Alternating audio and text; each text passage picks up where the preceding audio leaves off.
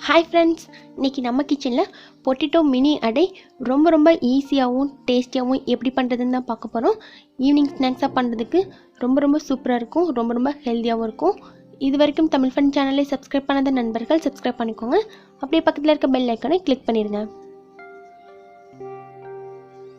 Stove on பண்ணிவிட்டு pan வச்சுக்கலாங்க. அதில் 1.5 டேபிள் ஸ்பூன் அளவுக்கு ஆயில் சேர்த்துக்கலாம். ஆயில் நல்லா ஹீட் ஆனதுக்கப்புறமா 1 டீஸ்பூன் கடுகு, 1 டீஸ்பூன் ஜீரகம் சேர்த்துக்கலாம். ரெண்டும் நல்லா பொரிஞ்சு வரட்டும். கூடவே 3 கொத்து கருவேப்பிலையை ரொம்ப பொடியாக கட் பண்ணிவிட்டு சேர்த்துக்கோங்க.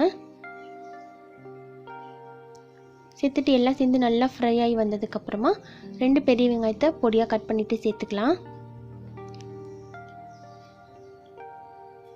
அது கூட 1 டீஸ்பூன் அளவுக்கு இஞ்சி பூண்டு பேஸ்ட் சேர்த்துட்டு நல்லா வதக்கி விட்டுருங்க. வெங்காயம் பாதி அளவுக்கு நல்லா வதங்கி வரட்டும்.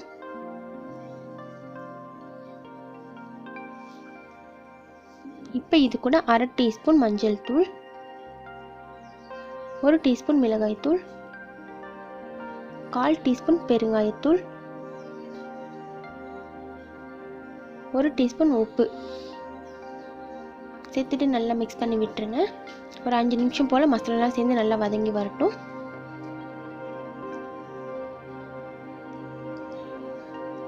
இப்போ இது கூட 5 சின்ன சைஸ் உருளைக்கிழங்கு வேக வச்சு எடுத்து வச்சுருக்கீங்க. அதையும் நல்லா மசிச்சுட்டு சேர்த்துக்கலாம். உருளைக்கிழங்கு நல்லா குலைவாக வேக வச்சுட்டு அதுக்கப்புறமா மசிச்சுட்டு சேர்த்துக்கோங்க. சேர்த்துட்டு நல்லா மிக்ஸ் பண்ணி விட்டுருங்க.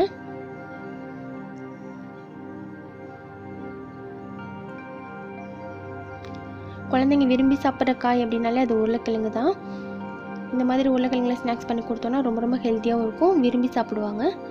நல்லா மிக்ஸ் பண்ணிவிட்டு இது கூட கொஞ்சமாக கொத்தமல்லி இலைகள் தூவிட்டு ஸ்டவ் ஆஃப் பண்ணிடலாங்க.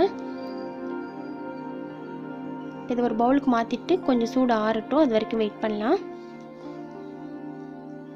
ரொம்ப சூடாக இருக்கும் போது மிக்ஸ் பண்ணக்கூடாதுங்க, கொஞ்சம் சூடு ஆறிக்கிட்டோம். இது கூட இப்போ 3/4 கப் அளவுக்கு அரிசி மாவு சேர்த்துக்கலாம்.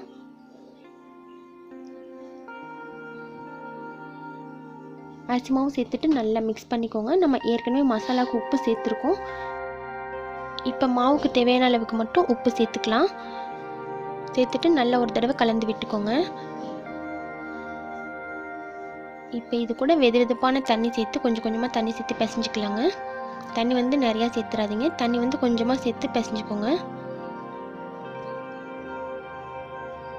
நம்ம ஒரே டைமில் அதிக தண்ணி சேர்த்துறோம் அப்படின்னா மிக்சிங் கொஞ்சம் தண்ணியாக போகிறதுக்கும் சான்ஸ் இருக்குது. அதனால் தண்ணி கொஞ்சமாக சேர்த்து பிசைஞ்சோம் அப்படின்னா கரெக்டான பக்குவத்தில் வரும். பாருங்கள், மிக்ஸ் ஆயிடுச்சு. இந்த அளவில் இருக்கட்டும்.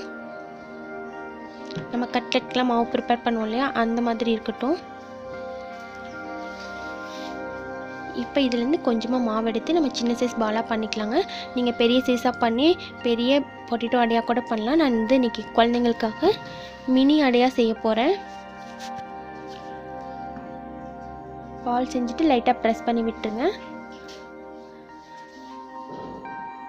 அவ்வளோதான். இப்போ நம்ம ஸ்டவ் ஆன் பண்ணிவிட்டு பேன் வச்சுக்கலாம். பேன் நல்லா ஹீட் ஆனதுக்கப்புறமா 1 டீஸ்பூன் அளவுக்கு எண்ணெய் சேர்த்துக்கலாம். எண்ணெய் சேர்த்துட்டு நம்ம ப்ரிப்பேர் பண்ணி வச்சுருக்க மினி அடைகள்லாம் இது கூட ஆட் பண்ணிக்கலாங்க. ஆட் பண்ணிவிட்டு ஒரு 5 நிமிஷம் போல் வெயிட் பண்ணுங்கள். இப்போ மேலே கொஞ்சமாக ஆயில் சேர்த்துக்கலாங்க. எண்ணெய் அதிகமாக தேவைப்படாது மினி அடை பண்ணுறதுக்கு. ரொம்பவே கம்மியான அளவில் தான் ஆயில் தேவைப்படும். ஒரு சைடு செவந்ததுக்கப்புறமா திருப்பி போட்டுக்கலாங்க.